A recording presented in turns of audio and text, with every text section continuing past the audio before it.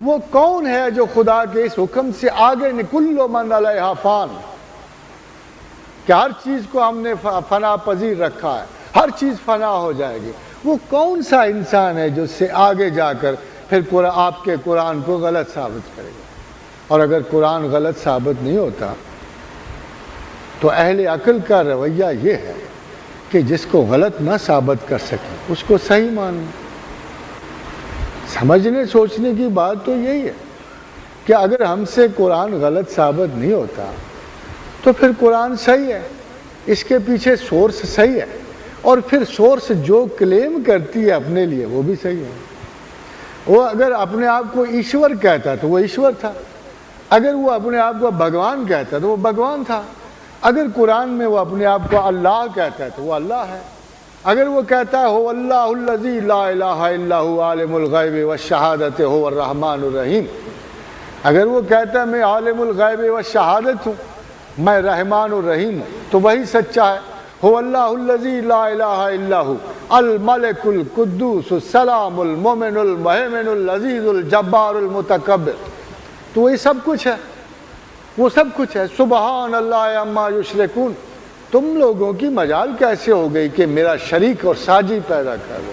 هو اللہ الخالق الباری المصور، اور میں بنانے والا ہوں، میں کائنات کی کنفیگریشن کرنے والا ہوں، میں پلان کرنے والا ہوں، میں تصویر کش ہوں، میں مصور کائنات ہوں، میں اس کو ترتیب دینے والا ہوں۔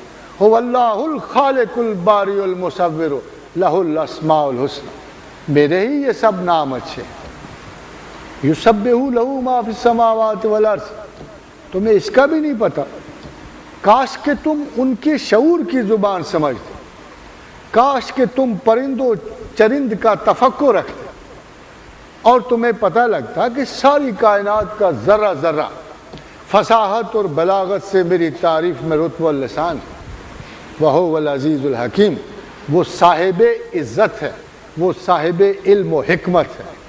خدا کا یہ ٹائٹل جو ہے علم و حکمت، خدا کی تمام درجات ترقی، خدا نے تمام رتبات انسان صرف اور صرف علم پر رکھے ہیں۔ وَنَرْفَعُ دَرَجَاتٍ مَّن نَّشَاءُ وَفَوْقَ كُلِّ ذِي عِلْمٍ عَلِيمٍ، جس کے چاہتا ہوں درجے بلند کرتا ہوں، اور ہر علم والے کے اوپر ایک علم والا ہے۔ تو حضرات محترم، میرا صرف ایک خیال یہ ہے کہ سوال تو پیدا ہوں گے، مگر سوال کی تحقیق و جستجو کے لیے ایک مرتبہ پھر میں آپ کو رسل کی سٹیٹمنٹ سنانا چاہتا ہوں کہ اتنا بڑا دانشور ہونے کے باوجود اس نے آفاق و شواہد پہ ایک سٹیٹمنٹ دی، اور وہ سٹیٹمنٹ یہ دی کہ we only know the relationship of things, we do not know the nature of things. آپ اس کا ذرا اعتراف سنو، we only know the relationship of things, we do not know the nature of things. ہم صرف اشیاء کے تعلق کو جانتے ہیں، ہم کسی نئی شے کو نہیں جانتے، ہم کوئی چیز نئی نہیں بناتے، ہم صرف دریافت کرتے ہیں جو چیز اشیاء کے مابین جو رابطے اور واسطے ہیں جو پہلے سے کسی نے بنا کے رکھ چھوڑے ہیں۔ We only know the relationship of things. We do not know the nature of things. تو حضرات سائنسز کبھی احمقانہ گفتگو نہیں کرتے، صرف اپنے آثار و شواہد تک رہتے، مگر مسلمان یقیناً فنڈامنٹلسٹ، مگر فنڈامنٹلزم طنز کی اصطلاح ہے۔ ہماری اصطلاح میں، تعلیمی اصطلاح میں، فنڈامنٹل اس شخص کو کہتے ہیں جو 100 پیاز بھی کھائے اور 100 جوتے بھی کھائے، جو آتے ہی کسی علمی تحقیق کا انکار کر دے اور پھر 10 سال کے بعد اسی کو مانگے۔ تو مسلمان کے اس ایٹیچیوڈ کو اور ضرور فنڈامنٹلسٹ کہا جائے گا کہ جب وہ علم و ترقی کی راہ میں از خود رکاوٹ بن جاتا ہے اور پھر اپنا بیشتر قیمت جو وقت ہے لرننگ کا ضائع کرنے کے بعد مان لیتا ہے۔ اس کی ایک چھوٹی سی مثال میں آپ کو پیش کروں کہ جب لاؤڈ سپیکر آیا تو کسی نے فتویٰ پوچھا، علماء دیوبند سے کہ کیا فرماتے ہیں علماء دیوبند بیچ اس مسئلہ کے کہ اعلی مکبر صوت کا استعمال جائز ہے یا ناجائز ہے۔ حضرات محترم، you are a modern generation, آپ کو تو شاید پتہ بھی نہیں یہ ٹرمینالوجی کس طرح جاتی ہے، مگر اعلی مکبر صوت لاؤڈ سپیکر کو کہا گیا تھا کہ جو آواز کو بڑھاتا ہے۔ آپ کو پتہ ہے کہ فتوے کا جواب کیا دیا گیا کہ ناجائز، اور قرآن سے ایک آیت کوٹ کی گئی اس فتوے کی حمایت میں۔ وہ آیت یہ تھی کہ اے نبی تو رنج نہ کر۔ پہلے بھی بہت سارے پیغمبر گزرے کہ شیطان ان کی بات میں کچھ نہ کچھ ملا دیتا تھا، تو پیغمبر وہاں بات کریں، یہاں سننے والا کوئی کھڑا ہے تو شیطان یہ کرتا تھا کہ بیچ میں بات ملا دی۔ حضور نے لات و منات کی بات ہی نہیں کی، اس نے ملا کے آگے سنا دی، اور اہل کفر نے کہا لو جی آج محمد کے ساتھ جھگڑا ختم ہوا، آج تو وہ بھی لات و منات کی بات کر۔ تو یہ آیت کوٹ کی گئی اس فتویٰ کے حق میں کہ استعمال ناجائز ہے، کیونکہ لاؤڈ سپیکر تو یہاں ہے، سننے والا وہاں ہے، اور جب یہ آواز وہاں تک پہنچی شیطان اس میں ضرور کچھ نہ کچھ ملا دیتا۔ مگر حضرات محترم، 10 سال کے بعد آفٹر سم ٹائم یہی اعلی مکبر صوت تمام علماء کی مساجد میں نصب ہے، اور اب یہ آلہ بدقسمتی سے علماء ہی کے ہاتھوں مسلمانوں کی زحمت بن،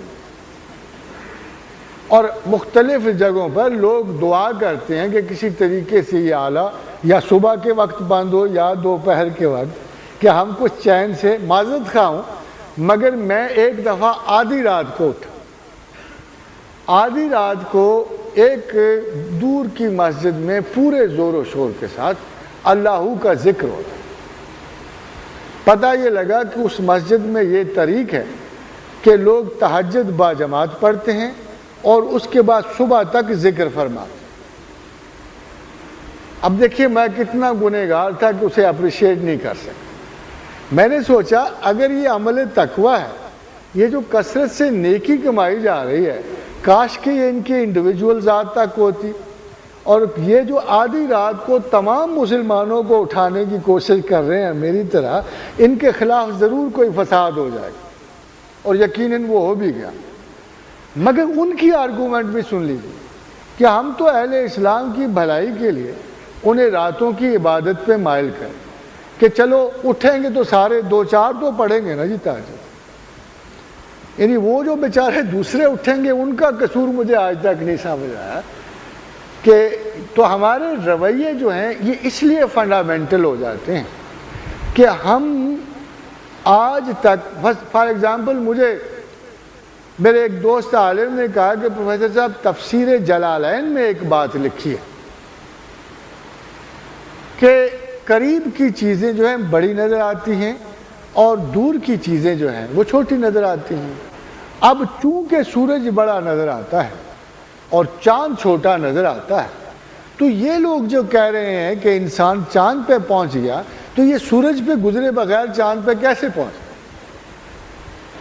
اب حضرات محترم، ایک چھوٹا سا بچہ جو ابھی ہارڈلی 6 اور 7 ایئرز کا ہوگا، مگر جو فشار بلاغت میں جس پہ انفارمیشن ٹوٹی پڑ رہی ہے، ڈسکوری سے، سونی سے اور زی سے اور پتہ نہیں کہاں کہاں سے، وہ کیسے مولوی صاحب کی بات مان لے؟ وہ کیسے یہ مان لے گا کہ مجھے نصیب ہوا؟ میں نے ایک صاحب تبلیغ، ایک تبلیغ کا ایک گروپ آ گیا، ان میں سے ایک ینگ آدمی تھے جنہوں نے مجھے تبلیغ کی۔ میری عادت نہیں کسی کو ریٹارٹ دینے کی، میں نے اس کی پوری بات تسلی سے سنی۔ میں نے اس سے جواب میں پوچھا کہ اے میرے بڑے عزیز برخوردار، تمہارا مطالعہ کتنا؟ تو اس نے کہا جی میں ابھی قرآن پڑھنا شروع کیا، فاتحہ ختم کر لیا، بقرہ کا پہلا رکوع پڑھ رہا۔ اب وہ تبلیغ کے لیے نکلے ہیں، اس تبلیغ کے لیے جس کے بارے میں پروردگار کہتا ہے کہ تبلیغ مطلقاً بصیرت پر ہے۔ بصارت اور ظاہری علم کو چھوڑ دیجئے، جب ظاہری علوم اور بصارت پوری ہو جائے گی تو پھر جو اندرونی غور و فکر اور سوچ پیدا ہوگا اس کو قرآن بصیرت کا نام دیتا ہے. اور بغیر بصیرت، اب دیکھیے میرے نزدیک بھی تبلیغ کے کچھ اصول ہیں، میرے نزدیک بھی تحقیق و جستجو کے کچھ اصول ہیں.